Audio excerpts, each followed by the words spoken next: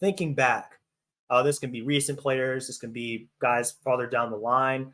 If you had to come up with like a top 5, I know this is tough. There are a lot of great players come out of that area, man. But let's go with this, like a top 3 to top 5 players to come out of the Indiana area in history. Let's say Isiah Thomas, Indiana University.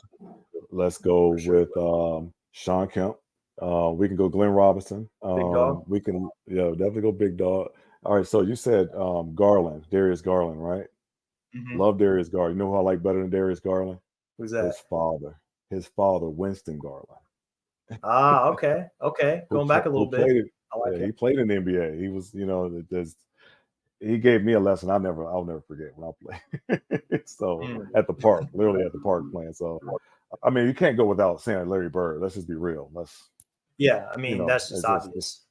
That's obvious. And man, going down that list, I'm thinking about just from the region itself, like just that in Gary, Hammond, Chicago areas as well, all in there. And I'll say another one that kind of gets underrated. You never really heard much about because he was in the league for a little bit, and then he played overseas after that. But his NBA career should have been longer than what he played at. Is Beast from Chicago, Keywan Garris.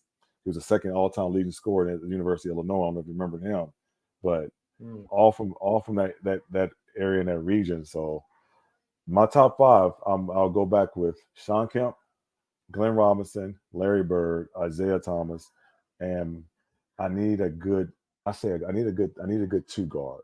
Eric Gordon? But having Eric Gordon and Isiah Thomas on the floor together would be ridiculous, right? That's true. It'd be a little bit of liability there. It'd be a liability on defensively. It'd be a liability. Defensively, but, exactly. Well, my 2 would be Winston Garland. I'll go back. Okay. I like that, man. That's a really good 5, man. Winston Garland. I wasn't even aware of that connection there with Darius's father, but that is pretty cool. Obviously, he had a really solid impact on Darius, man. Because just watching Darius's game since he's been in the league, I mean, he's already made an All-Star team.